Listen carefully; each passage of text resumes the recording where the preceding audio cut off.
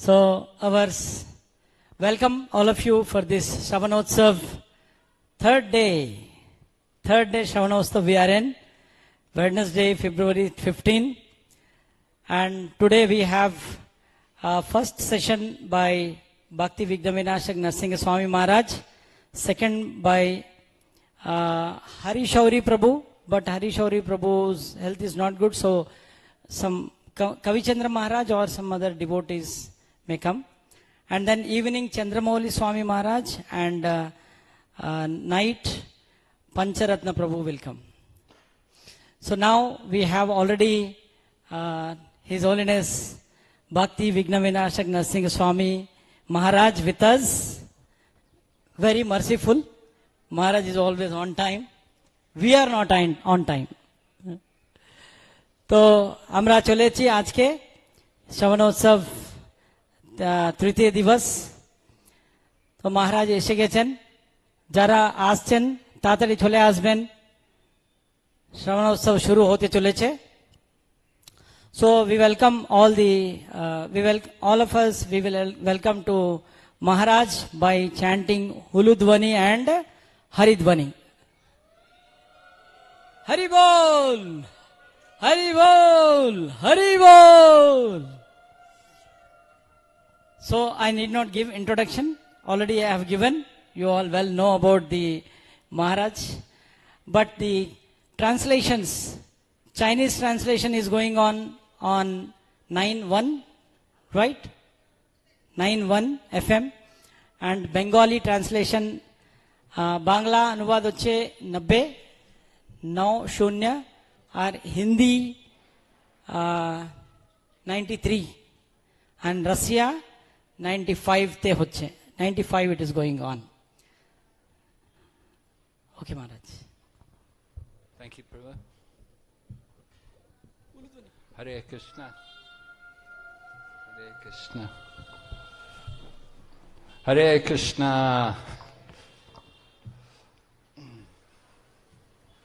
Jai Jai Shri Chaitanya Jaya Nityananda.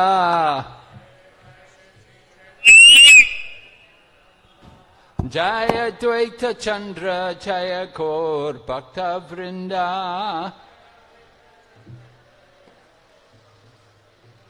Jai Jai Shri Chaitanya Jaya Nityananda.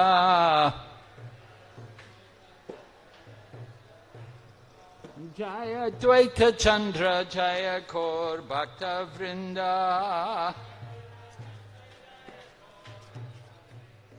Jai Jai Shri Chaitanya Jaya Nityananda. Jaya Dvaita Chandra Jaya Kaur Bhakta Vrinda.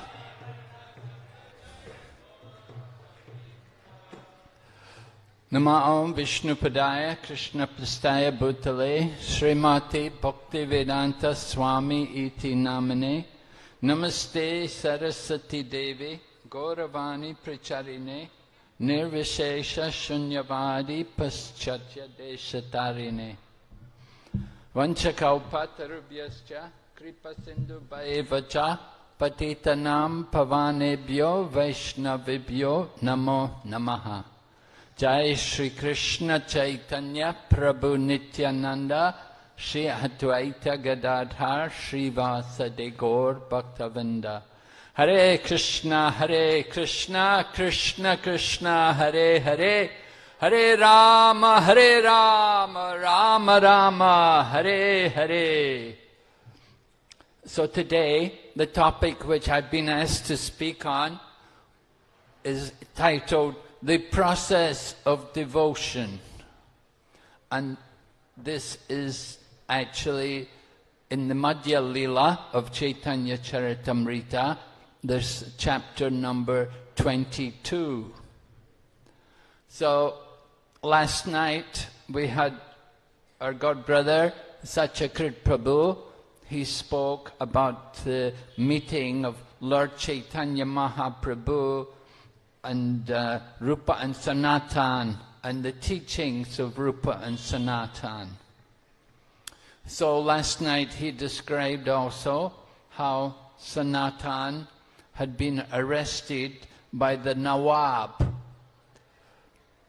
You know, if you go to Ramakeli, Ramakeli is a very, very wonderful place, very, very famous actually. A lot of tourists come to Ramakeli. Now, devotees also go to Ramakeli. We like to go to Ramakeli because we remember the pastimes of Rupa and Sanatan. They were living there in Ramakeli, and it was in Ramakeli Lord Chaitanya came there and met them. As we heard last night, Lord Chaitanya went to Ramakeli and he met with Rupa and Sanatan, and after meeting with Lord Chaitanya, then Rupa and Sanatan were convinced that they must join Chaitanya Mahaprabhu's movement. So Rupa Goswami, he was able to leave immediately, but for some reason Sanatana was not able to immediately leave. And it happened that the Nawab had him arrested. Now, I was saying Ramakeli is famous, but it's not just for Rupa and Sanatan. It's not that everyone who goes there are Vaishnavas. A lot of historians also go to Ramakeli because the Nawab Hussain Shah, he was ruling Bengal. It's described that Chankazi in Krishna Lila was Kamsa. And the Nawab Hussain Shah, he was Jarasandha in Krishna Lila. That's how we understand the relationship with these two Mohammedan rulers. The Chankazi was the magistrate here in Mayapur, and the Nawab Hussain Shah, he had his emperor's palace at Ramakeli. And so there are ruins there from the times of the Nawab Hussain Shah. His palace, his residence, different things which he had there, which he had built. There are many ruins there which are all protected by the archaeological foundation of India. And historians come from around the world. They come to see these ruins. And one of the places which we go to see when we're there in Ramakeli, there's a special big, it's a big kind of amphitheater, like a mosque or something, I don't know, but anyway, they say this was the prison where Sanatan Goswami was held. And sometimes when we go on parikram, devotees will do the drama of Sanatan in the jail, and how he talks to the jailer, and how he influences the jailer. Because Nawab, remember, Rupa and Sanatan had become Mohammedans, and they were known as Dabir Kas and Sakara Malik. So Sanatan was in the jail, and how to get out. So he spoke very nicely to the jailer, and he told the jailer that if you let me go free, I'm going to go to Mecca, and I will offer prayers on your behalf in Mecca. And then he said, and I want to also give you some money also. So Rupa Goswami, he had left 25% of his savings. He had left it for emergency purposes. And so this was used by Sanatana Goswami to bribe the jailer so that he could get out of the prison there in Ramakeli. So it's very wonderful. I encourage all of you, if you have not been to Ramakeli, you definitely do want to go and see. It's a very, very wonderful place. And Rupa and Sanatan, when they were living there, they were making it like Vrindavan. And they had different kunds made, and it's a very transcendental place. Everywhere around you see herds, small herds of cows. Many cows kept there. Now we've purchased land there in Ramakeli. ISKCON have managed to get a plot of land, and they're going to develop some facility there. But it's a very special place, and generally I said people go there because of the Nawab. We go there because of Rupa and Sanatan, to hear about the pastimes. And one of there's a temple there where Sanatana Goswami was staying, and it's taken care of by the government of India. And very nice small temple, and the deities are well taken care of. And they have also Bhaktisiddhanta Saraswati Prabhupada. He placed also the lotus feet of Chaitanya Mahaprabhu there. So it's a very special place, because Chaitanya Mahaprabhu visited there, and Rupa and Sanatan lived there, and it's very beautiful. And just near to there, not far away from Ramakeli, you can go to Kanai Natsala, which is also an ISKCON center there in Kanai Natsala, which is a whole another pastime. We won't get into it. We're talking about Sanatana Goswami and how he went, after he got out of the jail in Ramakeli, then he went to meet Lord Chaitanya Mahaprabhu. And he met Lord Chaitanya Mahaprabhu in Varanasi. Now, in Varanasi, Chaitanya Mahaprabhu was in the company of Tapana Mishra and Chandrasekhar. Lord Chaitanya had come there, and he was doing Sankirtan in the streets of Varanasi. If you go to Varanasi, even today, you can see how Varanasi is. Very narrow streets, very narrow, and you know, it's just narrow streets everywhere. It's not very big, but this is a place where Chaitanya Mahaprabhu was, and he was doing Sankirtan there, through these lanes and through these streets in Varanasi. And it was there that Sanatana Goswami came to meet Chaitanya Mahaprabhu. Chaitanya Mahaprabhu told the devotees, there's a great devotee outside. Go outside and bring him in. So the devotee went outside and he said, no, there's nobody there. There's only one Muslim mendicant. And Lord Chaitanya said, oh, there's a yes, bring him in, that's him. And so they brought in this Chaitanya Mahaprabhu rushed to go there and meet this Muslim mendicant. And Mahaprabhu and Sanatana Goswami embraced each other. So this was the meeting of Lord Chaitanya Mahaprabhu with Sanatana Goswami. Sanatana Goswami had given up his service to the Nawab. He had escaped from the jail, and he had come to join Chaitanya Mahaprabhu.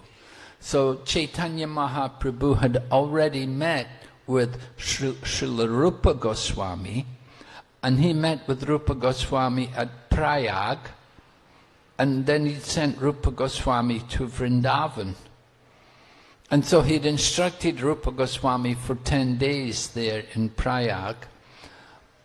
Then he came up to Varanasi, and Sanatana Goswami came. And so Lord Chaitanya then spent some 2 months giving instructions to Srila Sanatana Goswami. So you can see in the Chaitanya Charitamrita, there's one chapter which is Rupa Shiksha, but there are 3 chapters for Sanatana Shiksha, because Lord Chaitanya Mahaprabhu spent 2 months giving the knowledge of devotional service to Srila Sanatana Goswami. So the chapters 21, 22, 23 are all Lord Chaitanya's teachings to Sanatana Goswami. And the chapters are actually something like Sambandha, Abhidaya and Prayojana. Chapter 23 is concerned with love of God. Chapter 22, which we're going to speak about today, is concerned with the process of devotion. And chapter 21 is Sambandha, describing Lord Sri Krishna and his qualities and his relationship with the world.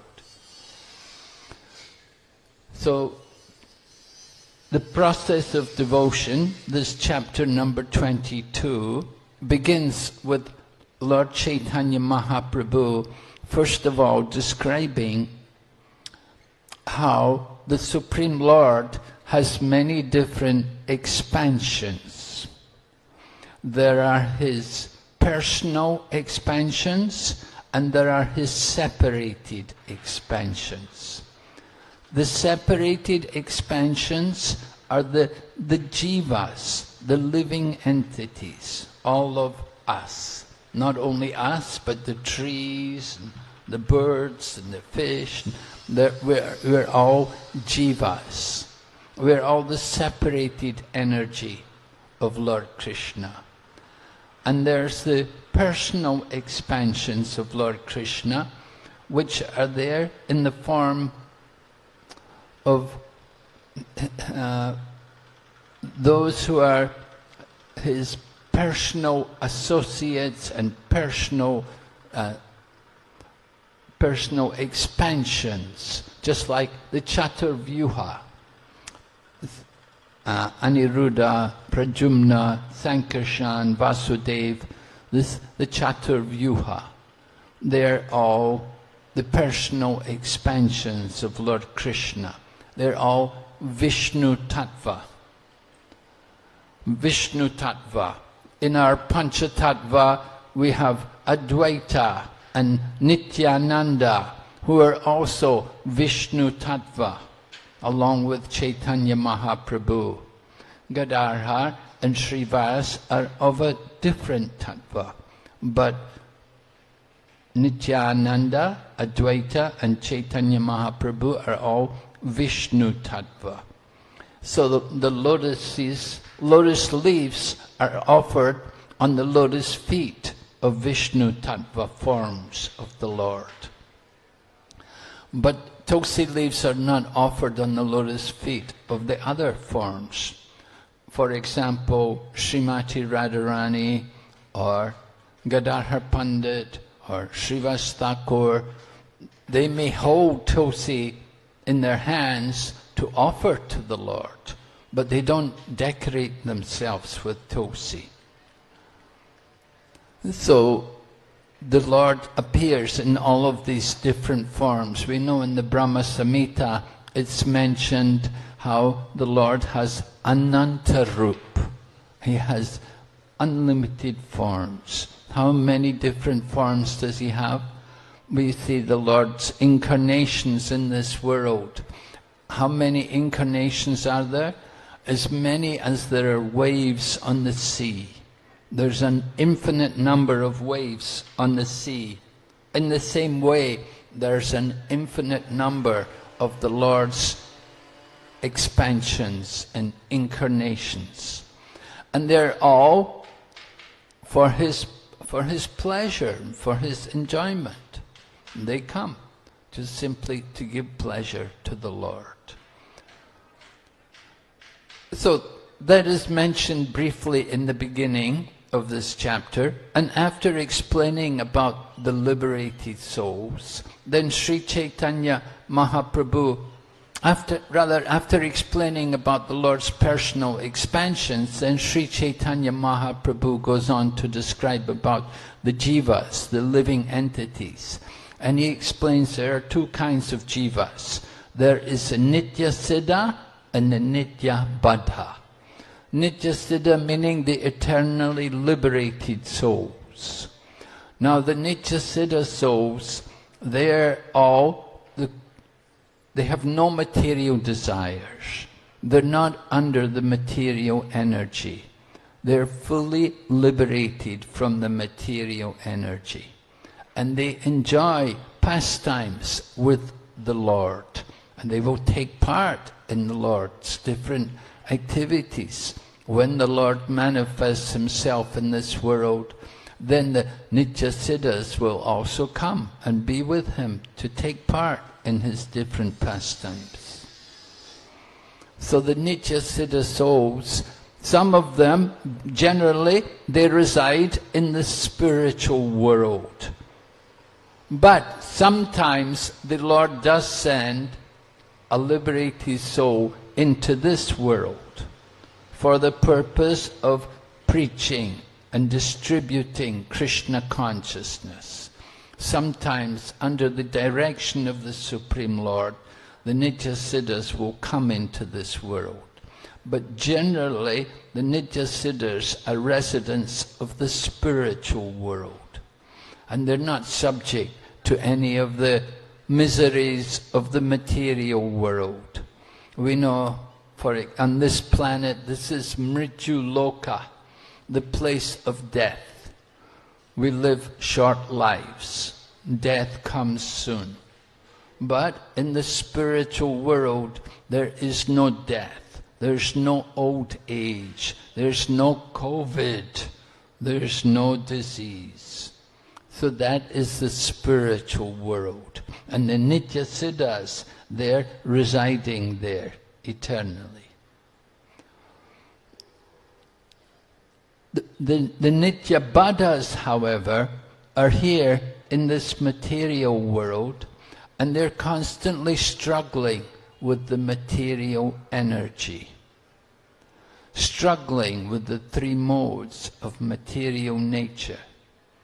And in this way they meet with sometimes happiness and often distress.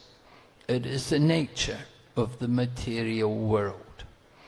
Nityabaddhas are always trying to conquer over the material energy and trying to exploit the resources of the material world for our own sense gratification. In Bhagavad Gita, it is described how there's another energy. Apariyamitastvanyam prakritim vidime param.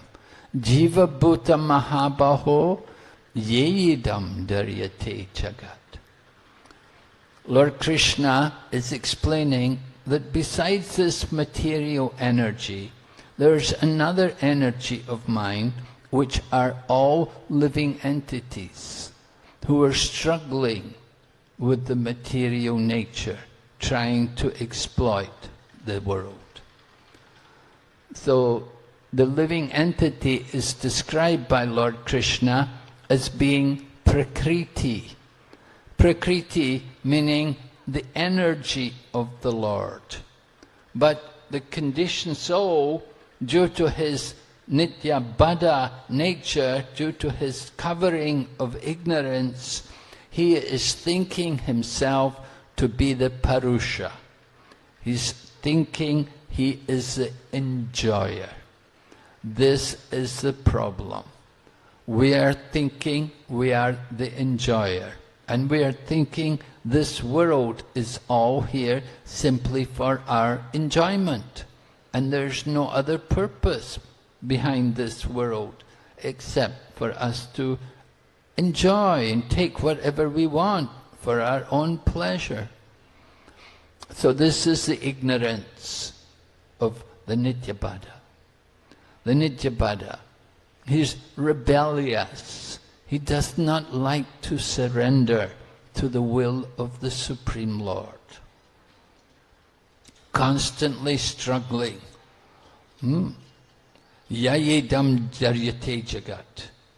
And elsewhere in the Bhagavad Gita, Lord Krishna said, Mam ivam sajiva loke jiva bhuta shanatana manashastrani prakriti stani karshati. Prakriti stani karshati. We're struggling with the material nature. Why are we struggling with this material nature? Because yeyidam daryate jagat. We are thinking this world is just here for us, for our exploitation, for us to enjoy independently of God. Now, in the beginning of this chapter, Srila Prabhupada was describing how there's even a class of Nityabadas who declare themselves to be God. They actually preach to people that they themselves have become God, that they are the supreme. And Srila Prabhupada writes in the purport how he said, it is the duty of our Krishna conscious devotees. He said, we have to do something about these people. He said, because these people are so low, and they're such rascals, that they're declaring themselves to be God, and they should be punished. And Prabhupada gives an example. He said, just like 5,000 years ago, there was a demon called Pondraka. Now, Pondraka had declared himself to be the Supreme Lord, and he'd even stuck on extra arms onto his body. He'd put on a couple of extra arms to give himself a four-arm form. And he wrote a letter to Krishna, to Lord Krishna, telling Lord Krishna that I am the Supreme Lord, and you should give that Sudarshan Chakra to me. He wrote very nasty, insulting letter to Lord Krishna. And Lord Krishna, when he got the letter, he laughed. And when Lord Krishna actually came on the battlefield to confront Pondraka, he laughed even more, because when he saw Pondraka, he just looked so ridiculous with his two arms stuck on, and in this way declaring himself to be Lord Narayan. So Prabhupada said, Lord Krishna killed Pondraka immediately. Lord Krishna threw his Sudarshan Chakra and decapitated him, cut off his head.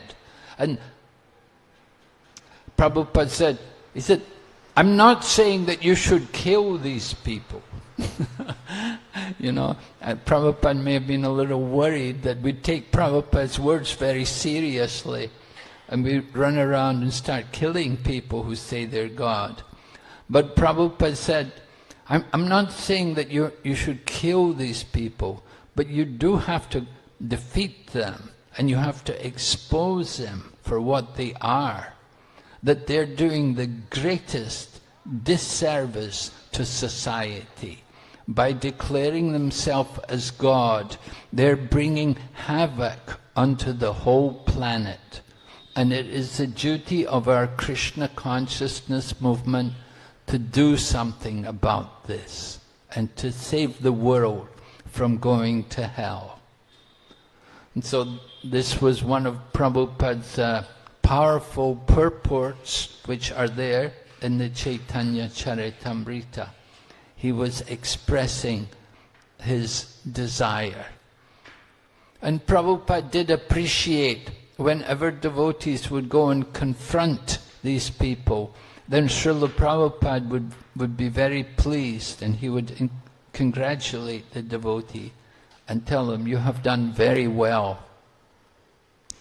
Just like in Prabhupada's time, there was one scientist who was saying that he is going to make life from chemicals. So one of the devotees, Srila Prabhupada disciple, he wrote to this scientist and he challenged him. He said, I challenge you. He said, I will give you $10,000. Let me see you make life from chemicals. I will give you whatever chemicals you want. Let me see you make some life. And of course, the scientist could not do it. So actually this devotee got a lot of publicity from it because he'd publicly challenged this scientist that you're telling the people you can create life. So let me see you do something. What can you make? Can you make even one egg? Like this, the devotee challenged everything, of course, he'd heard from Prabhupada, and he preached against the scientist and exposed. And then similarly also, we saw His Holiness Bhakti Swarup Damodar Maharaj preaching also in a scientific conference, where one man was giving a seminar in which he was talking about creating life from chemicals. And so Bhakti Swarup Damodar Maharaj, at that time he was a brahmachari, Swarup Damodar Das Brahmachari, he said to him, if I give you the chemicals, can you create anything? And the scientist said, well, at the moment, no. The scientist had to admit that he could not do anything. So Srila Prabhupada was appreciating these devotees, that they were boldly preaching the Krishna conscious philosophy. And this is our business as devotees. We have to expose this bogus propaganda, the atheistic philosophies which are being propagated. It's a big task. But Srila Prabhupada expected it. And we must take up, this is the mission of our Krishna consciousness movement. We were hearing last night how we offer our respects to Rupa Goswami, that he is fulfilling the desire of Lord Chaitanya Mahaprabhu. And so the desire of Lord Chaitanya Mahaprabhu is to expose these rascals, just as Chaitanya Mahaprabhu defeated the Mayavadi philosophers in Benares, Prakashananda Saraswati.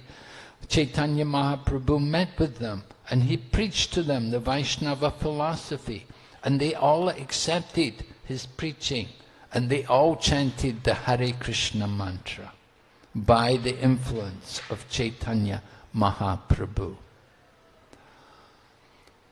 So Sri Chaitanya Mahaprabhu is explaining to Srila Sanatana Goswami this process of devotion. And he explains about the condition of the Nitya Baddha souls. Nitya Baddha, eternally conditioned. The eternally conditioned souls, they can become liberated. They need the mercy. They need some mercy. They are suffering the miseries of the material world. Adi Bhautik, Adi Atmik, Adi Daivik. These different miseries which are there in this material world. The miseries from other living entities. The miseries from our own body and mind. And miseries from the material nature. This world is not a very pleasant place. Although we try to cover up the miseries, actually it's constantly suffering, with only a few moments of flickering pleasure in this world. So how to help the Nitya Baddha souls? There is such a thing as Kripa Siddha. Kripa Siddha, special mercy, causeless mercy. One time devotee asked Srila Prabhupada, what is Kripa Siddha? And Srila Prabhupada explained to the devotee, he said, just like if I come to you and offer you $1 million, and you've never seen me before, and I just come and say, here's $1 million, take it. That is Kripa Siddha, special mercy. So it's not very common for that to happen, right? You didn't get $1 million like that. It's very unusual. So Kripa Siddha is very rare. So how can the Nitya Baddha ever be liberated and become a Nitya Mukta? Well, the other process by which they can be liberated is by sadhana. You know, sadhana siddha. By sadhana, by spiritual practice, we can come to the liberated stage. Doing sadhana. But how to perform sadhana? What is this sadhana which we should do? To understand what is sadhana, we have to have the grace of devotees. We have to have association with devotees. Without association with devotees, it will be very difficult for us to understand spiritual life, and it will be practically impossible for us to make progress in this world. We need to have association. We need to have somebody to guide us and to lead us. We need to see the examples. And without that, without seeing the examples, then it's very difficult for us to make any progress in spiritual life. So that association with the spiritual teacher, with the advanced devotees, that is required. We have to get that kind of association. And we see this explained to us also in Srimad Bhagavatam. In different places it is described the importance of association with the advanced devotees. For example, it happened with Maharaj Rahugan and Jadbharat. Maharaj Rahugan was a king of Sindhu and Soviri, and he was being carried in his palanquin, and he was going to visit holy places. I think it said he was going to Ganga Sagar. He was going on pilgrimage, and he was going in a palanquin. So he was being carried by 4 strong men. But somehow one of the men carrying his palanquin had become injured, and he was no longer able to carry palanquin. So Maharaj Rahugan needed to find someone else to replace the palanquin carrier. And at that time, he happened to see Jadbharat. Jadbharat was walking around looking just like he was Jad, like he was Jada. He was a dumb or retarded person. His hair was disheveled, and his clothes were old and ragged and not properly arranged. But he was strong. His body was strong. His physique was good. So Maharaj Rahugan thought, this one, he will do. He can carry my palanquin. And then Jadbharat, he doesn't speak. He didn't usually speak to anyone. He would just be quiet. And so they told him, you do that. And he just did what he was told. And he started to carry the palanquin. But when he was carrying the palanquin, there were some insects on the path. And Jadbharat was very careful. He didn't want to harm any of the insects. So he began to step this way and that way. And in this way, Maharaj Rahugan, who was in the palanquin, he was being shaken. He was being shaken around. He was being almost knocked out of the palanquin. So he was shocked. What is going on? And he got down from the palanquin, and then they told him, oh, it's this one, this man. He was walking in a funny way. And so Maharaj Rahugan threatened Jadbharat that if you don't carry the palanquin properly, I will have you beaten. I will whip you myself. if you don't carry it properly. Do what you're told. But when Maharaj Rahugan spoke in this harsh way to Jad Bharat, then Jad Bharat began to speak transcendental knowledge. And he said to Maharaj Rahugan, you know, you think you are the king. You think you're riding in the palanquin, and you think I am your palanquin carrier. You do not know who you are. You do not know who I am. You do not know what is the goal of life. You do not understand the truth. Maharaj Jad Bharat went on to speak in a very deep philosophical way to Maharaj Rahugan. And Maharaj Rahugan was just amazed to hear the wisdom and the philosophy which Jad Bharat was speaking.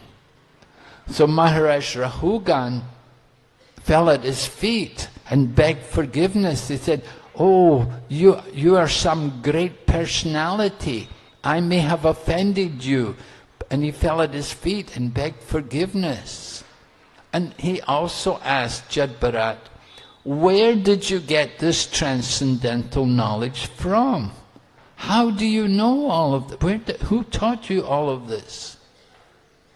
So at that time, Jad Bharat explained, he said that you don't get this knowledge just by simply doing austerities. And you don't get it by studying a lot of scriptures. You don't get this knowledge, you don't get this position, this state of consciousness by performing sacrifices or just by going to holy places and taking bath in holy rivers.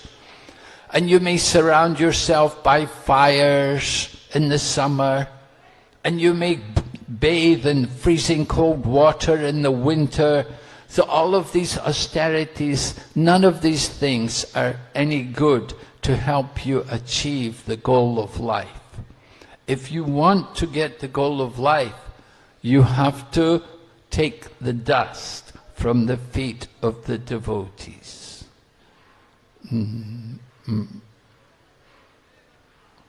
You have to bathe in the dust of the feet of the pure devotees. Naisham matistavad rukramangrim sprishati anarto pagamor yadartha. Mahi yasham padarajo vishekam niskinsananam na pranityavat. Like that, you have to find out the devotees, the Paramahamsas, who are freed from the miseries of material life, who are situated on the transcendental platform, and you have to get the dust from their feet. So this point was made by Jad Bharat in the 5th canto Srimad Bhagavatam, and again you find the same point being made in the 7th canto, in Prahlad Maharaj's case. Prahlad Maharaj had been sent by his father, Hiranyakashipu, that he should go in the Gurukula for the demons. Not the devotee Gurukula, but the demon Gurukula. And the demon Gurukula was to train them how to deal with their enemies. But Prahlad Maharaj had already been taught spiritual knowledge, and he did not like this idea of thinking people to be the enemy. Then he thought we should see everyone equally.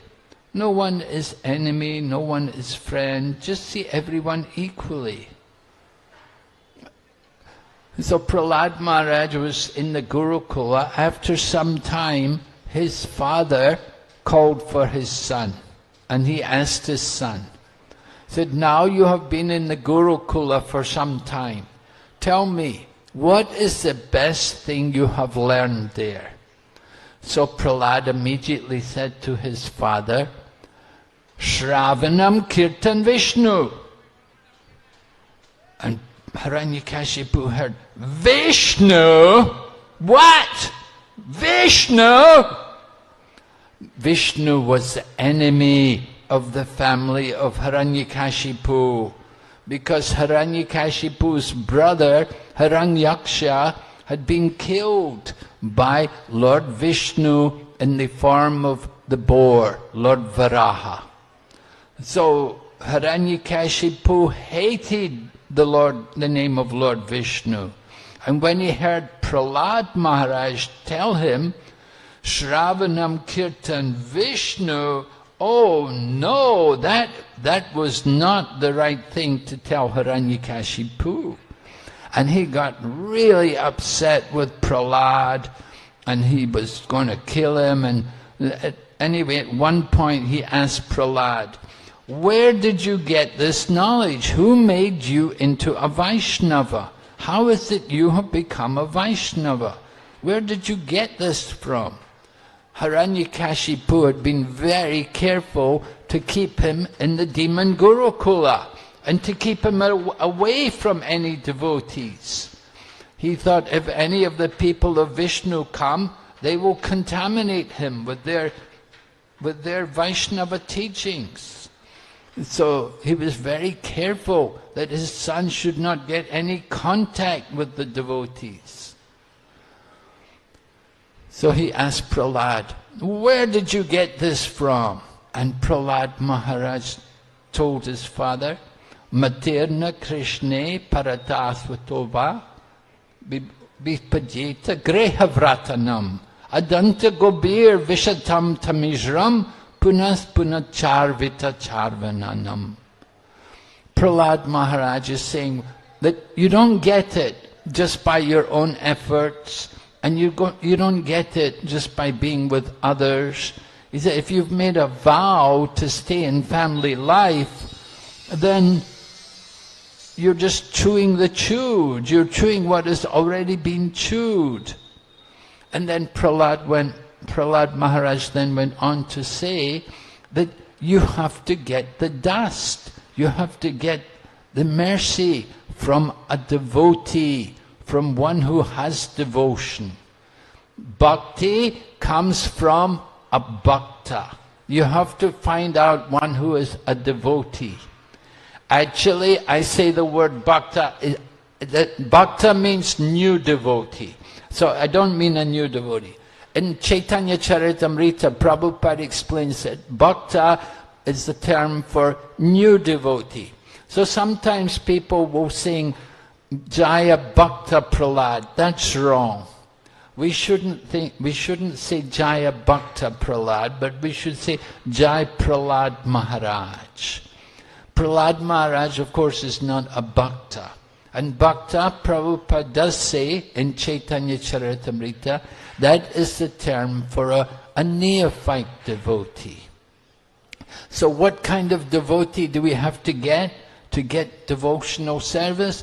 We should get the association with one who is niskinchana. Niskinchana means one who possesses nothing material. One who has nothing material to possess. He's given up attachment to the material world. That is the kind of association you want to get. And with the association of that kind of person, then you can make great progress in spiritual life. You have to associate with the niskinchana devotees. Those devotees who are not anxious for material prosperity or material position or opulence or any of these things.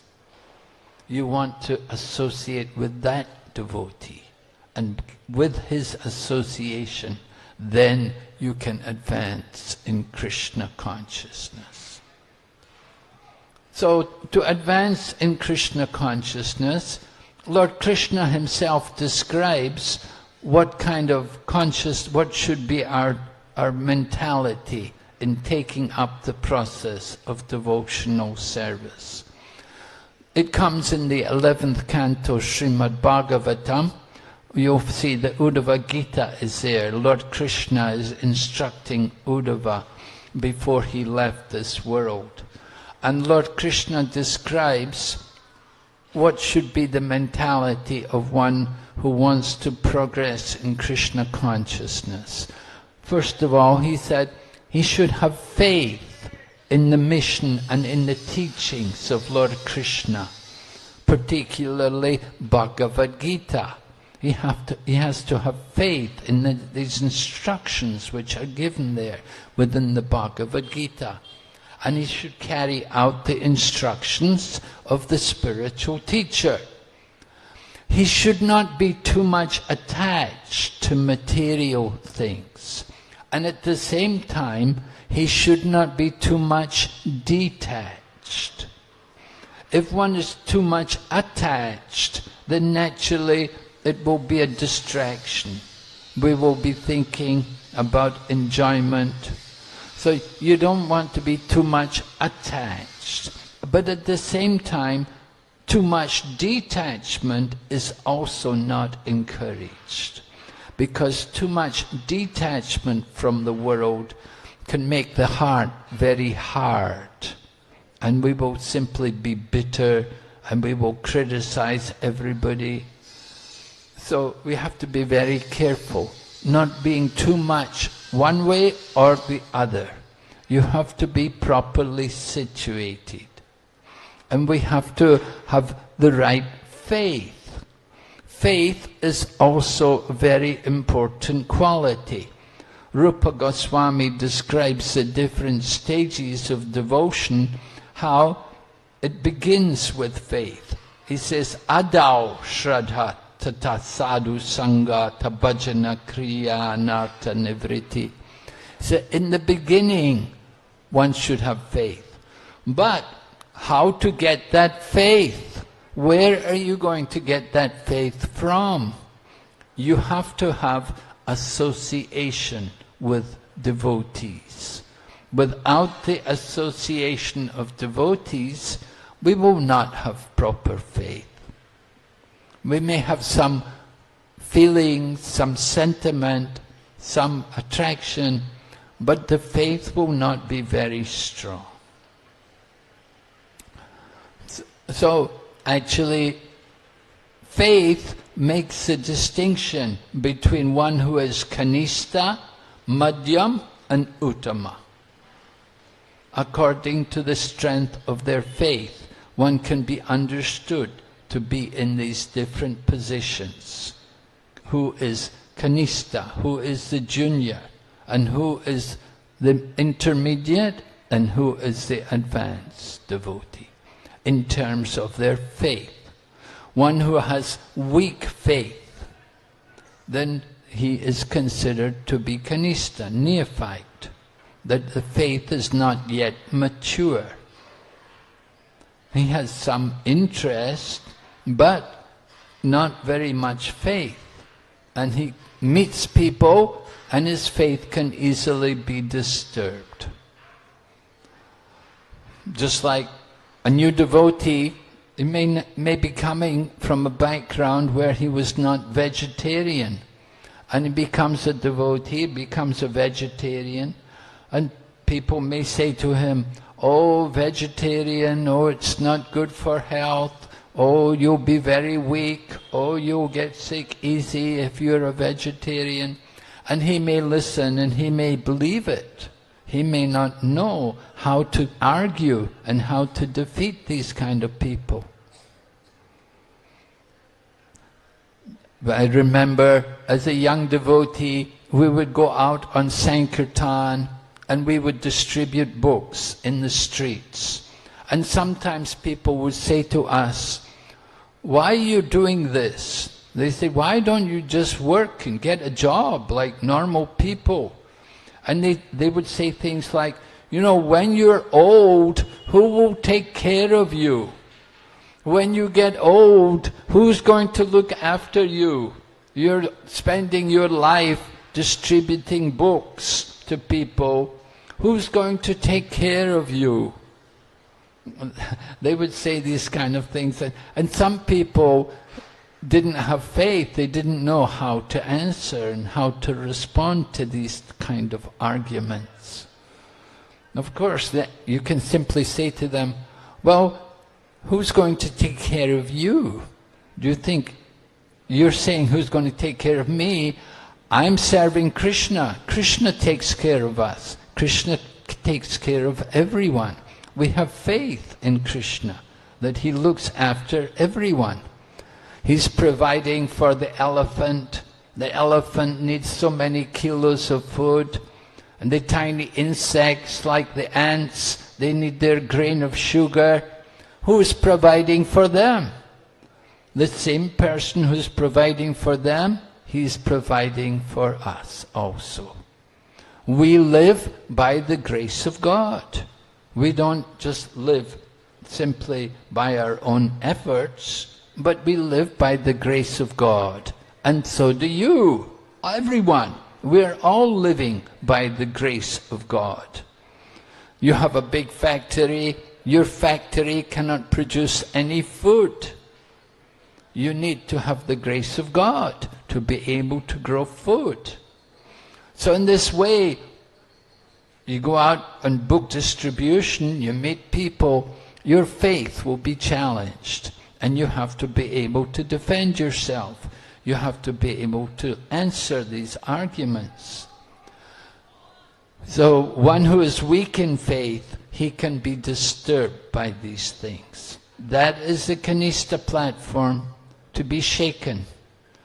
But the Madhyama devotee has a little stronger faith, and he has good faith, but still his philosophy may not be very strong. He may not have all the arguments to defeat everyone, but he has full faith in whatever he's doing. And even though people may criticize him and they may put many doubts into his mind, he is not disturbed. His faith will remain strong. That is the Madhyama devotee. The Madhyama devotee makes distinction between people. Kanishta devotee, he simply sees God in the temple, and he doesn't see God in the hearts of other people. So generally neophyte devotees, they're encouraged to be more in the temple and worship the deity and gradually hear more spiritual knowledge. And with more spiritual knowledge, they can go on to understand how God is in the hearts of all living entities, and to see God in all living entities, not only in the deity. So the Madhyama devotee, he makes distinction. He will offer his worship to the Supreme Lord.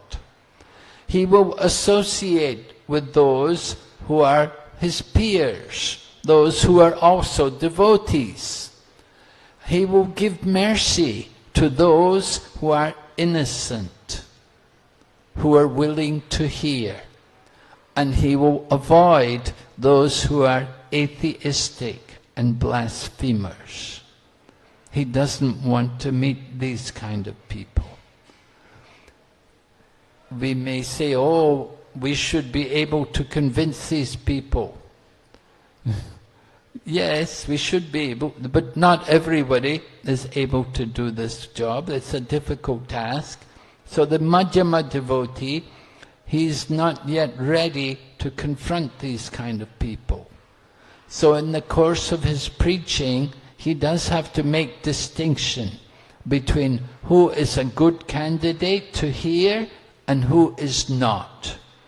Now somebody who is openly atheistic and blasphemous, an intermediate devotee doesn't want to spend time with him, because it will be very difficult to change his mind.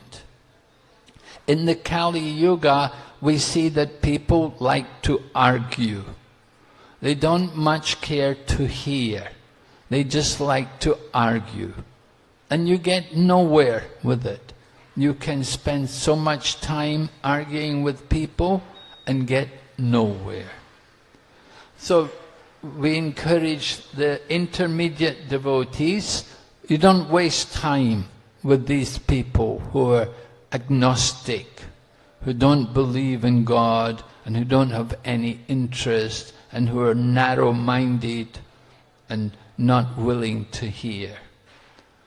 Rather, we look for the innocent people who are ready to hear. So that is the Madhyama devotee. He will make distinction. He's looking for the innocent people. He will avoid the atheist. And on the topmost platform, you have the Uttama devotees who are very expert. They have full faith in the philosophy, and they're very expert in all the arguments, and they can defeat whatever others come up with. Whatever arguments are presented to them by others, they can defeat these arguments. So this is the Uttama devotee. Now, sometimes Prabhupada will make distinction between Kanistha, Madhyama and Uttama, not just simply in terms of faith, but it can also be in terms of their attachment to Krishna. That there is also attachment to Krishna. And the attachment in the neophyte devotee will be weak, the attachment in the intermediate devotee will be stronger, and the Uttama devotee, he will have the greatest attachment to Krishna. So there are different degrees of devotees. We see devotional service in this way. We have to get the association of devotees. Now, how much association do we need to get? From Chaitanya Charitamrita, we see Krishna Das Kaviraj, he is given the verse about Lava Matra Sadhu Sange Sarva Siddhi Hoy. That Lava Matra meaning a moment, a fraction of a second. It is said 1/11 of a second. That one can associate with a devotee just for 1/11 of a second. That can be sufficient for us to get all perfection. So association with devotees, it doesn't have to be for a long time. Similarly, in the first canto, Srimad Bhagavatam, there's a verse there describing the sages of Naimisharanya. And they're also speaking about the importance of association with a devotee. Kulavena lavenapi naswargam nagatam param. They're saying that if you can get just a moment's association with the devotee, lavena api, lavena, again lavena, that moment, and api, even a moment's association, then naswargam naparam gatim, that it's more valuable than going to heaven, it's more valuable than getting liberation, it's more valuable than doing 1,000 sacrifices, just to get that moment's association with the devotee. Again, with the devotee. Who is that devotee? That is that niskinchana devotee, that one who has given up all attachment to the material world and who sees everything in everyone in relation to Lord Krishna. We want to get that kind of association. Now, how do we get that association? So, in this chapter of Chaitanya Charitamrita, again, we're speaking chapter 22, Lord Chaitanya's instructions to Sanatana Goswami. Srila Prabhupada raises the question, what is the qualification to get that association with the devotees? He said, is it just by accident that we get that association? Is it just by chance? And Srila Prabhupada quotes Srila Bhaktivinoda Thakur's purport in this matter. And Srila Bhaktivinoda Thakur has described that there, in addition to pious activities, there are also activities which give devotional service. There are different kinds of piety.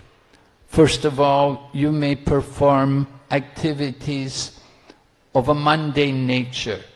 You give charity, maybe for a children's home, or maybe for a hospital, or a school, or maybe you donate blood, different things like that.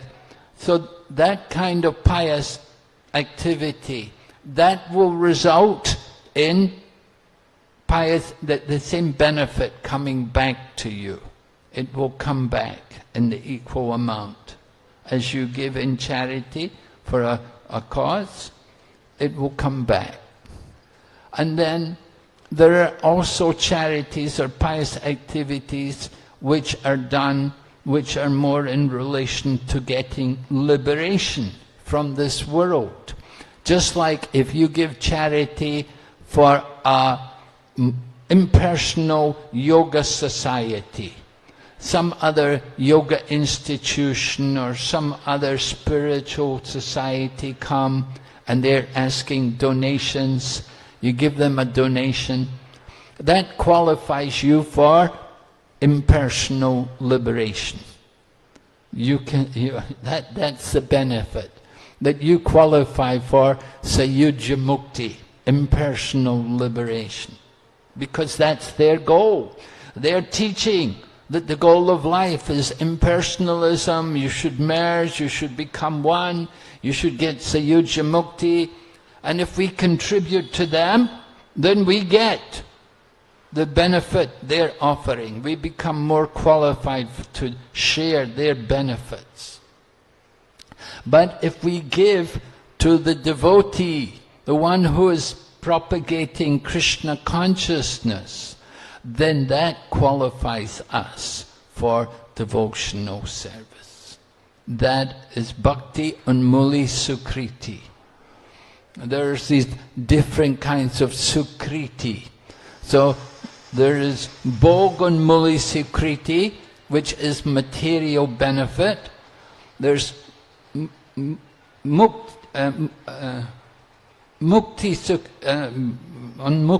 Sukriti, where you qualify for liberation, and then Bhakti Unmuli Sukriti, where you qualify for devotion. So that is a qualification for entering into devotional service, if you do some activity like that. In Bhagavad Gita, Lord Krishna also describes Yesham Twantagatam Papam Jananam Punya Karmanam Tidanva Noham Nirmukta Bhajanti Mam Dradavrita. Lord Krishna describes there in the Bhagavad Gita that people who have acted piously in previous lives and in this life and are free from all sinful reactions, then they can engage themselves in my devotional service with determination. And so when the devotees were reading this verse, one devotee, he went to Prabhupada and he asked Prabhupada, he said, did we all become devotees because of our piety? Because it says in the Bhagavad Gita that you have to have acted piously in previous lives and in this life. So he said, is that why I am here now? Is that why I'm a devotee? Because I have done pious activities? And Prabhupada looked at him and laughed. And he said, I am creating your pious activities. Because the pious activities which bring us Krishna consciousness, these activities have to be performed in relation to a devotee. If you do pious activities in relation to non-devotees, it will not qualify you for devotional service.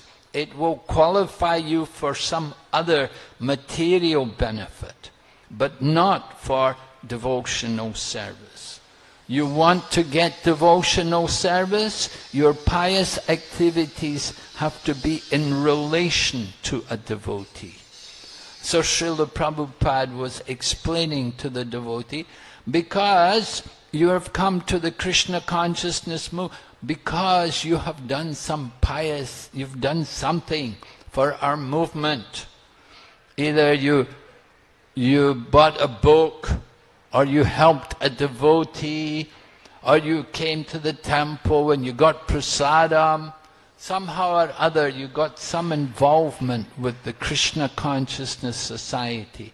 And in this way you got the mercy of Srila Prabhupada, who is the founder of the society. And Srila Prabhupada is represented by this society. So when you do service for this society, it's not different from doing service for Srila Prabhupada himself. So this is how we come to Krishna consciousness. We get the association of the pure devotee in the form of Srila Prabhupada. Not necessarily his vapu, but his vani and his institution. And through that contact, then we learn about devotional service. And we come to Krishna consciousness. And we learn to take up all the activities of Krishna consciousness, based on hearing and chanting and remembering all these things. So there are many different angas or limbs of devotional service. You can read in the Nectar of Devotion, Prabhupada has listed 64 different items of devotional service. First 5 begin in relation to the spiritual master, and then there's others, different things which we should do, things which we shouldn't do. But 5 of the items are stressed over all the others, and these 5 items are what we call Panch Anga Bhakti, the 5 angas of bhakti. And it is said a little attachment for any one of these 5 things can give us the greatest perfection. So these 5 things are, beginning with sadhu sangha, association with devotees. That's the first thing, association with devotees. And then nam kirtan, the chanting of the holy names. And then Bhagavata Shravan, hearing the Srimad Bhagavatam and other scriptures. So all of these things, of course, they come in association with devotees. When you're with devotees, then there will be kirtan. And there will be also Bhagavata Shravan, you'll be hearing. Just like now, going on around Mayapur, there are many different lectures, different buildings, there are lectures going on. In the TOVP, there's so many classes going on. Over in the Mayapur Institute down there, there's classes going on. There's classes going on at the Gurukulas. There's classes going on all over Mayapur. There's a lot of hearing and chanting going on. And it's all in the association of devotees. So these 3 activities, sadhu sangha, bhajana kriya, bhagavata shravan, and then it says also Mathuravas, residing in a holy place like Mathura. So here we are, Mayapur. Mayapur is non-different from Vrindavan and also non-different from Jagannath Puri. This Narottam Das Thakur said, Gora Mandala Bhumi Namachintamani. He said, this Gora Mandala Bhumi, this land of Lord Chaitanya Mahaprabhu, it is all Chintamani. It is all a wish-fulfilling. All the dirt of the Dham is Chintamani. Can fulfill all of our spiritual desires.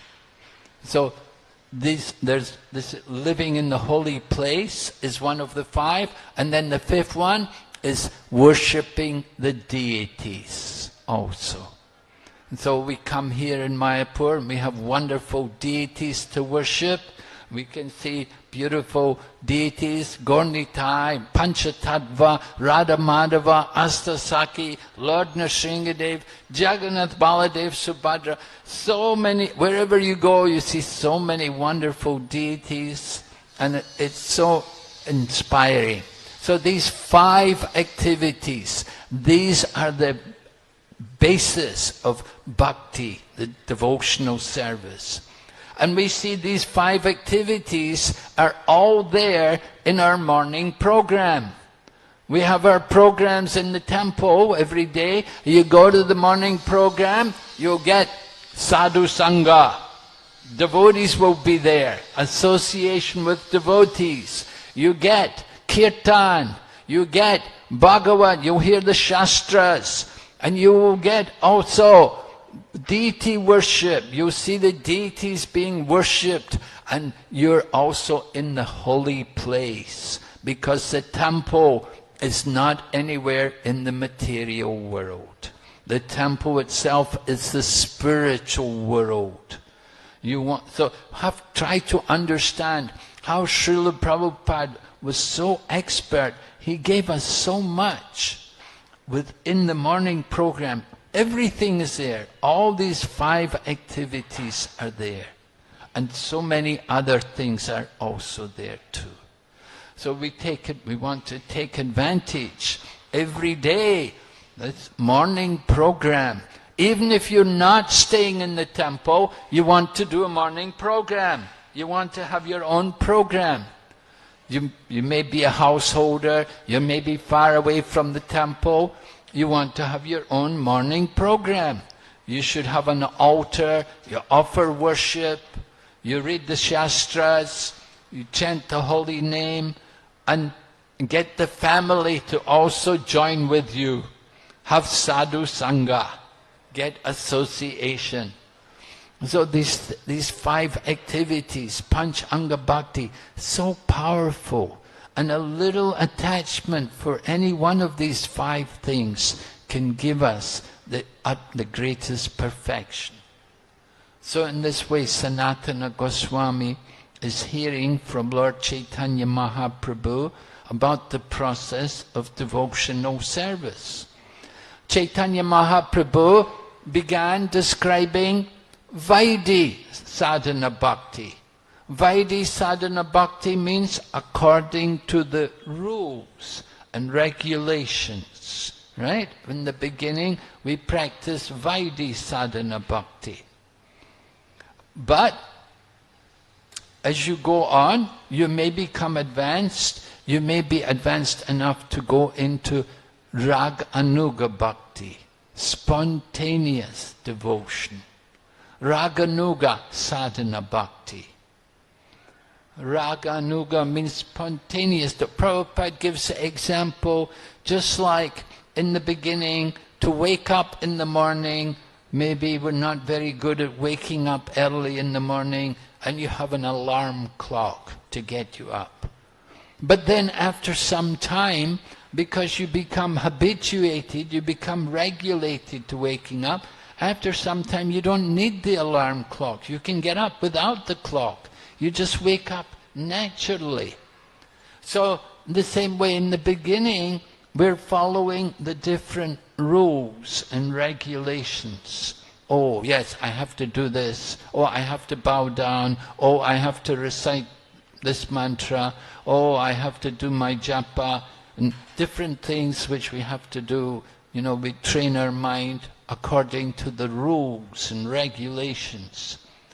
But as we go on, it will become more spontaneous, that there will be this natural attraction to want to serve Krishna. And we won't be doing it just because it's a rule. No, I have to do this, you have to do that. Oh, it's a rule. But we'll be thinking more about Krishna. We want to please Krishna. And we were hearing from different speakers They were speaking, the goal is to please Krishna. So that is the mood of raga nuga bhakti, that the devotee has that raga, that attachment to want to please Krishna. And they do this by cultivating the mood of great devotees.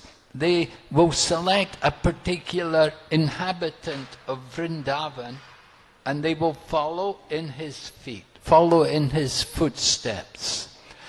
We see in Vrindavan there are many eternal devotees of Lord Krishna, Nanda Maharaj and Mother Yashoda, the cowherd boys, the gopis, and we see also the cows as well, and all the calves. There are so many great devotees there in Vrindavan. So every devotee wants to cultivate a mood. They should feel inspired to follow a particular resident of Vrindavan and to follow in his footsteps. And everyone will be different, of course. Some people will want to follow, for example, the mood of the gopis, and some other people will want to follow the mood of the cowherd boys, or maybe Nanda Maharaj, maybe Mother Yashoda. There's so many different devotees there. There's Krishna's servants also, Raktak and Patrak. When you can cultivate the different moods of these devotees, cultivate their moods. And these devotees, they are Ragatmika devotees. They have natural, spontaneous attraction to Krishna.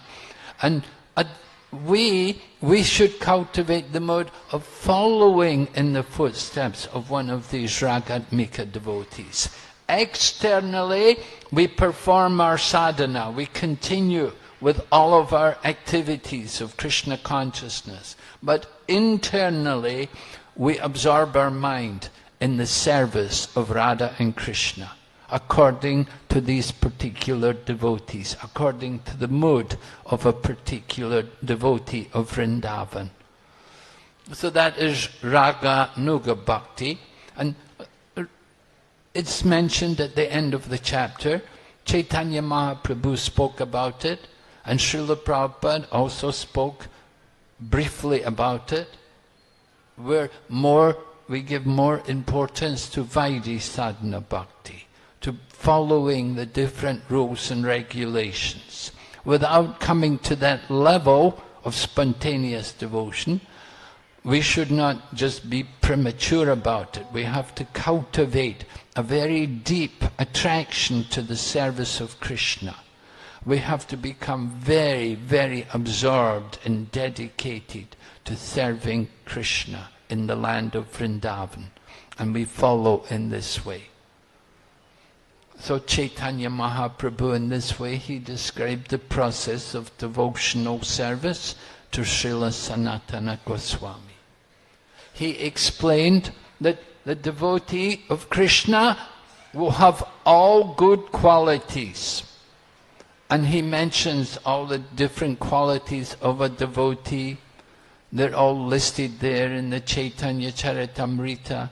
You can see many of the different qualities devotees should have.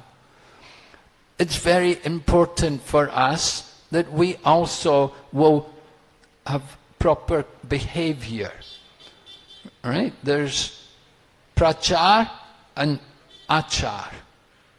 So prachar is the preaching and achar is the action or the behavior. So we have to have the proper behavior, the proper mood. And we have to remember how we're representing the Krishna consciousness movement.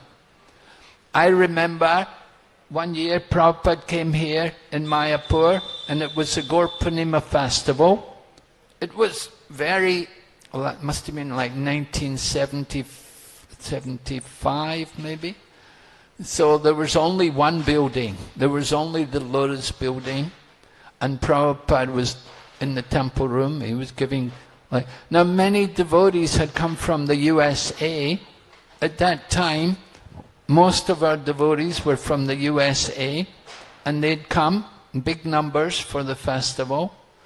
And some of them were also thinking of going to restaurants. They were thinking, well, I want to check out their food.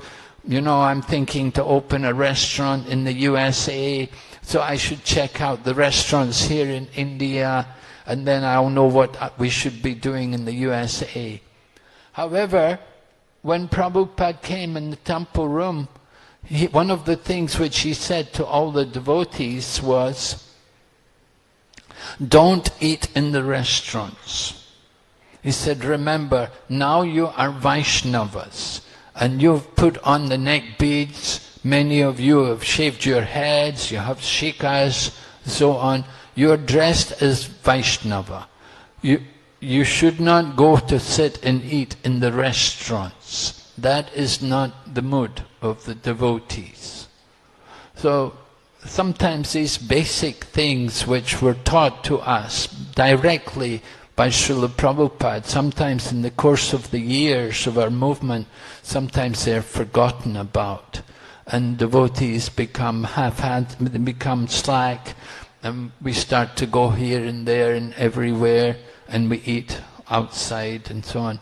We should understand that was not the mood, and that was not what Prabhupada wanted.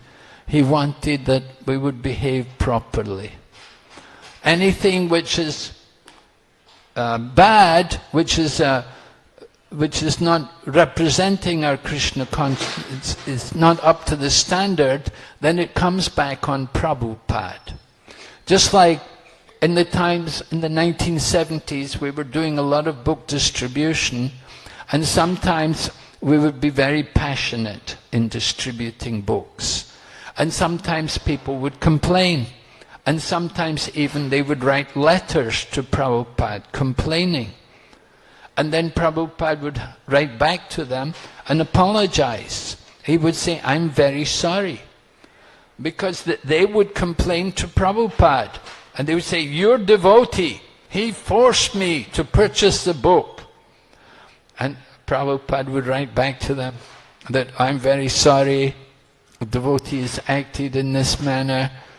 But then Prabhupada would also try to make up for it, and he'd say that you have to understand that this young man has dedicated his life to the service of Krishna. He's given everything, and it's his own enthusiasm which he's asking you to kindly take our book. So please forgive his youthful enthusiasm. Please overlook it and take time to examine our Krishna conscious philosophy. So like that, Prabhupada was concerned when people would complain about our devotees. So we must be very conscious and try to make a nice image. Over the years, of course, a lot of things have changed. Our movement is not based on, it's not supported just by book distribution anymore.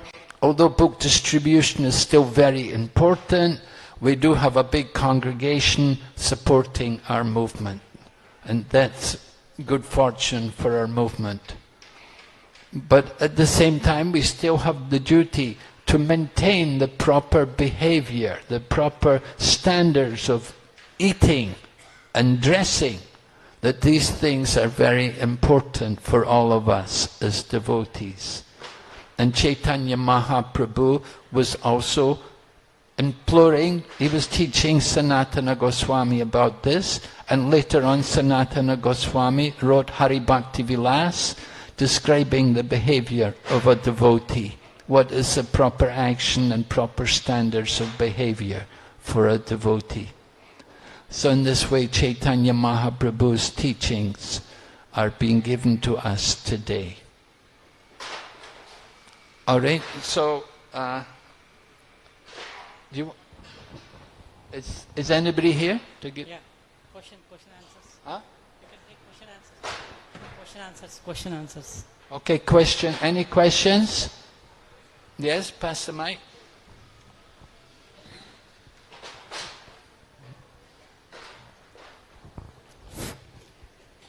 Maharaj, quoting Maharaj, please accept our humble obeisances.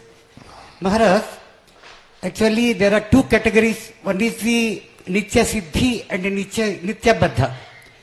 So the Nitya Baddha is because this is on par with the Varnasrama Dharma, isn't it? Religion, economic development, and the sensual enjoyment plus liberation. Suppose if your liberation and the merging of God is, what is the difference between those two? Liberation and the merging with the Lord. Liberation and what? Liberation and merging with the Lord, that is for Siddha, Nitya Siddhi. Nitya, I haven't understood the whole question, Prabhu. Can you help me? So once again I can repeat, Maharaj. So there are two categories, Nitya Siddha and Nitya Baddha. Yes. So Nitya Siddhas they are Paramahamsa devotees because they are more or less merging with the Lord. Whereas the Nitya Baddha, they are very much interested for their religion and the economic development, sense gratification and liberation. Yes. So if that liberation is and this merging of the Lord, both are same now, same purpose now. Well, the Nitya Baddha, you said he's interested in Dharma, Artha, Kama, and Moksha, right? So you're asking, is that Moksha? You're asking, is it the same as the liberated souls? This liberation, it is also reaching to the Lord now, Maharaj. And the merging of the Lord is also both the same now, because we are with the Krishna consciousness only. Well, you have to understand that Is this Nitya Baddhas, they merge with the Lord? Is that the same with the Nitya Siddhas you are asking? no, not the same. The Nitya Siddhas, the eternally liberated souls, are not like these impersonal yogis who may achieve liberation. The impersonalists, their goal is liberation, but their liberation is only theoretical liberation. We described it as Sayujya Mukti. Now, devotees of the Lord, we will never accept Sayujya Mukti, or the merging with the Supreme. Because with Sayujya Mukti, there is no opportunity for devotional service. A devotee will never therefore accept that kind of liberation, because there's no opportunity to engage in the service of the Lord. It is stated there in Srimad Bhagavatam, there's the verse, Yanyera Vindakshya Vabhuktamanidas Tvayasta Bhavad Avishuddha Buddhaya Aurora Krichrena Parampatam Tada Patanti Ado Nadreta Yasmad Angraya. That those people who think they're liberated, the impersonalists, the Jnanis, the Vedantists, they think they are liberated, but actually they're avishuddha buddhaya. That means their intelligence is polluted, because for them their liberation was becoming one with the Supreme. But they will not be able to maintain that position of liberation. They may enter into the oneness of the Supreme, but they fall back again. Aurora Krichrena patam tatam tada patanti adro nedreta yasmad. They come back again into the material world. And we see big impersonalist yogis who go out from the world, they reject the world, and then after some time they come back and they open their home for the poor, or they have a school, or they open some hospital. They take up some welfare work because they have no spiritual engagement. They do not know what is actual spiritual activity. They give up the world. They reject all activities. They think activities are all material. They do not understand that there are such things as material activities. And they will simply engage in some welfare activity, because they have no knowledge of what is a spiritual activity. They cannot understand what is spiritual activity. That is the kind of liberation these people get. It's useless. So you have to understand that the only real goal is bhakti. It's only by devotion that one can actually get out from this material world.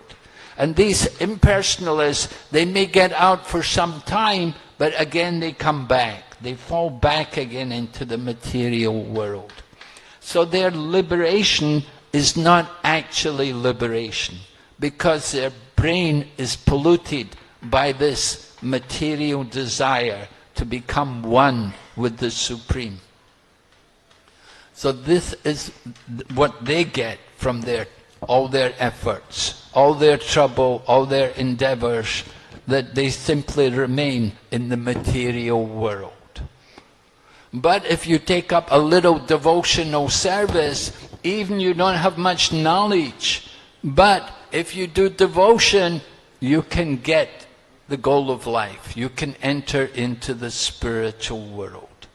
Even you don't have much knowledge. But if you have that devotion to the lotus feet of the Lord, then you can get actual liberation. Liberation, there are 5 kinds of liberation, right? The Sayuja Mukti is the one which is never accepted by devotees. But there are 4 other kinds which may be taken. For example, Swarupya, Swamipya, there is okay, yeah. So there's 4 other kinds, with having the opulence with the Lord, living on the same planet with the Lord, having the same bodily features as the Lord, and being the companion of the Lord. Like that, this kind of liberation. Although the devotee does not desire this kind of liberation, but he can accept it.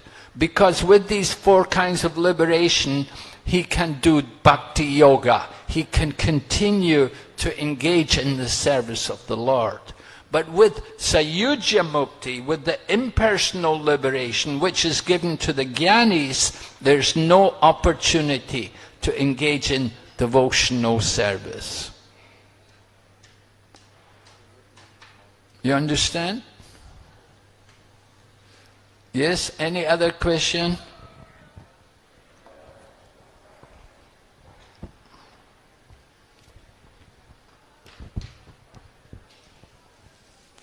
Вы переведете?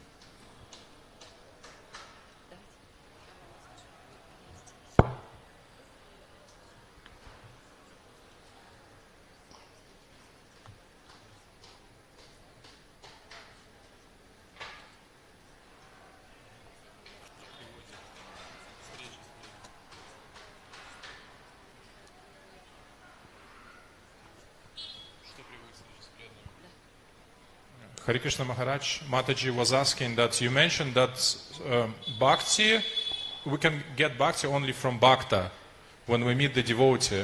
But what leads to that meeting with the devotee? Is that pious activity or something else? That is the mercy of the devotee. By the mercy of the devotee.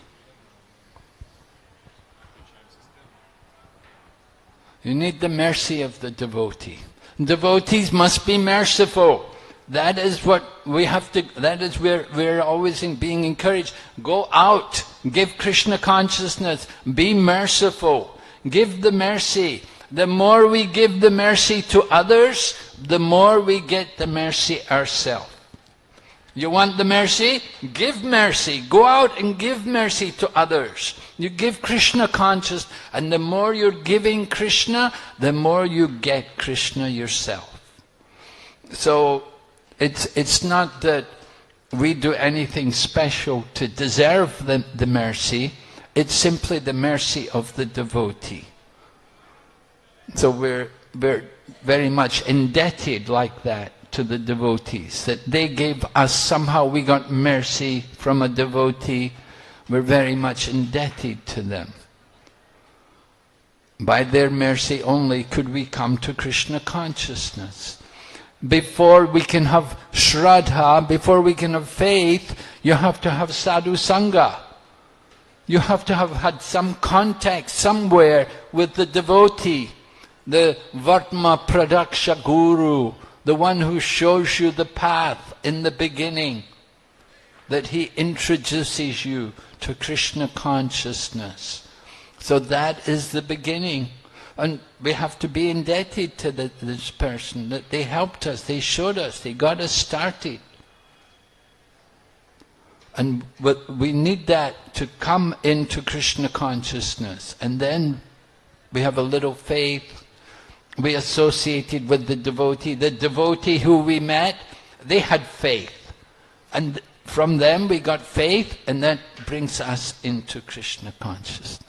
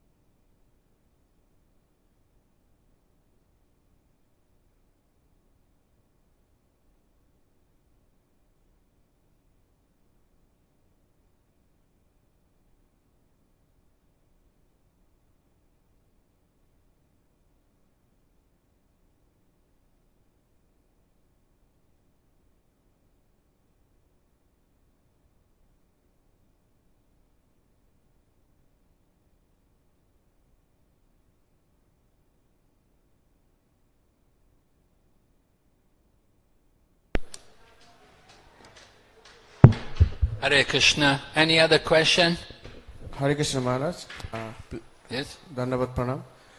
Maharaj, you talked about Akinchana devotee, Akinchan Vaishnava, and we should associate with them. But how we will know who is Akinchan Vaishnava and how to approach them is my question. How do you know who is the Akinchana devotee? Well, you have to know what to look for. If you don't know, then you won't find out who is Akinchana, right? You have to know yourself. What are the qualities? Just like in 3rd canto Srimad Bhagavatam, Lord Kapila is preaching to his mother Devahuti, and he's telling his mother, you have to associate with a sadhu. And then he tells her the qualities of a sadhu. Right? And then that verse, Tatikshava, Karunika, Suridam, Sarvadehinam, Ajata, Shatravas, and Sadhava, Sadhubhushana. Like that. Lord Kapila is telling his mother, what are the qualities to find out who is the sadhu? You have to see who is tolerant and who is merciful, and who is friendly to all living entities, who sees everyone equally, who knows the scriptures. So you have to test yourself. Just like when you're looking for a spiritual teacher, you don't just take the first person who comes along, but you have to test, you have to examine. You have to yourself look out, you have to observe and see, you have to inquire, you have to put questions and see, is this person actually speaking the truth? Is everything he said, is it right? Am I agreeing with everything he's teaching? You don't just come and take initiation from, oh, he dressed like a sadhu, he must be a sadhu. You don't just look at the dress. That's not the way. You have to hear. And Prabhupada said, you should hear for 1 year. And after 1 year, then you should be convinced that this person, he can help me. He can change me. You have to be convinced yourself. So like that, you have how to be convinced? You hear and put questions. Tadvidi pranipatena. That's the process of approaching the sadhu. You put questions to them. You inquire before them. Then that way you can understand who is actually niskinchana or who is not. You have to develop your own faith by association, by seeing and hearing from him regularly. Not just seeing, but hearing. Very important. Right, Prabhu? Yes, one more?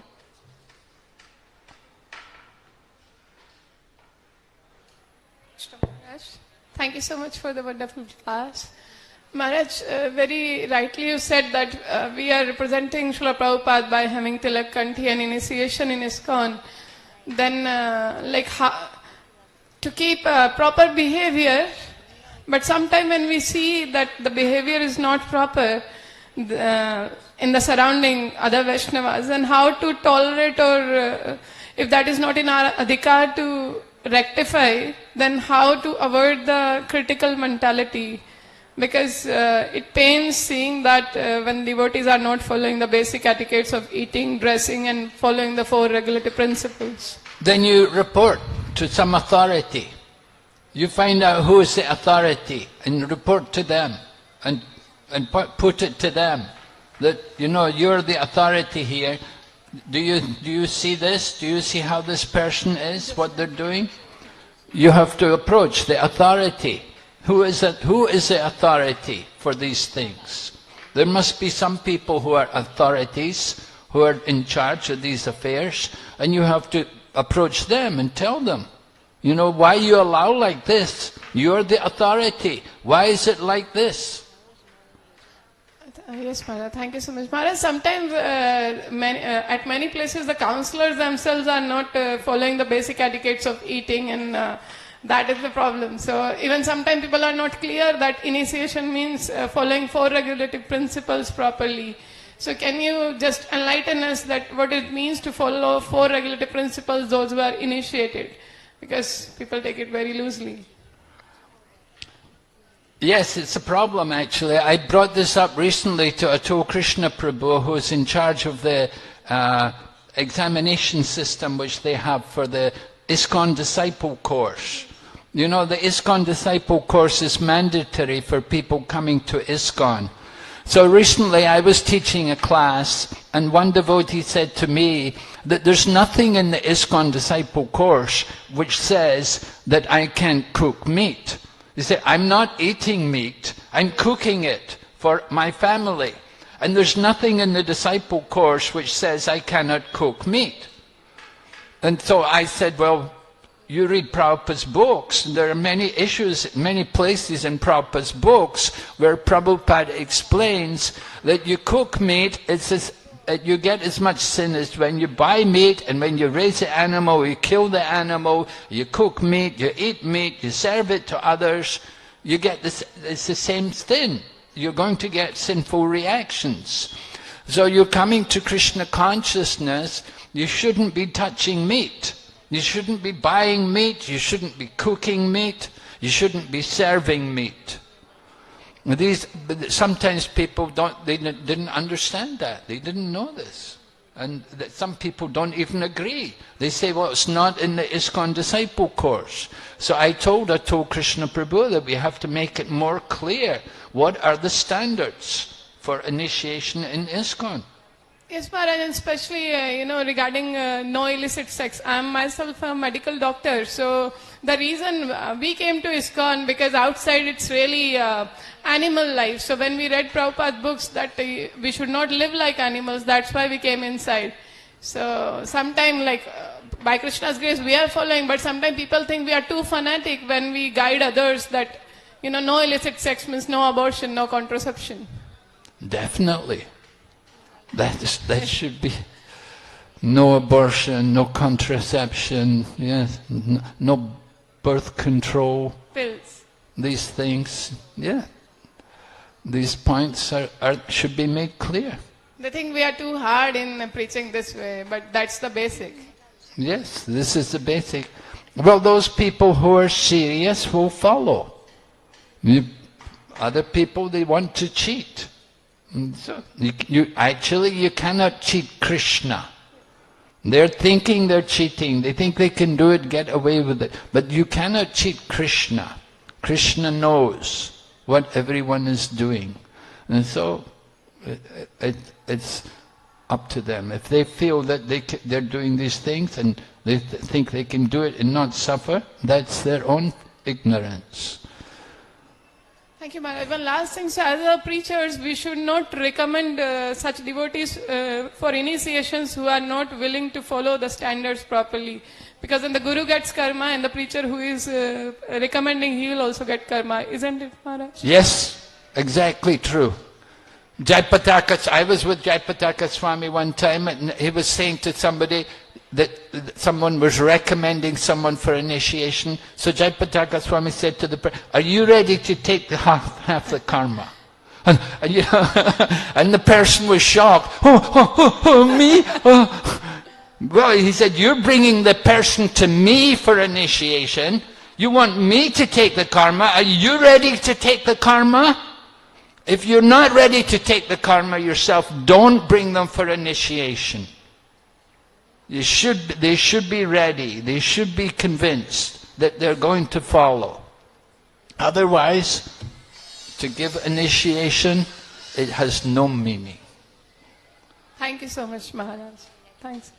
Hare Krishna.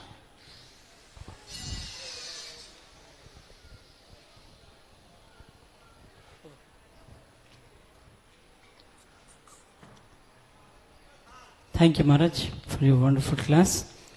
So we thank Maharaj by chanting the Hare Krishna Mahamantra loudly. Hare Krishna, Krishna Krishna, Hare Hare, Hare Rama, Rama Rama, Hare Hare. His Holiness Bhakti Vigna Vinashak Narsingh Swami Maharaj ki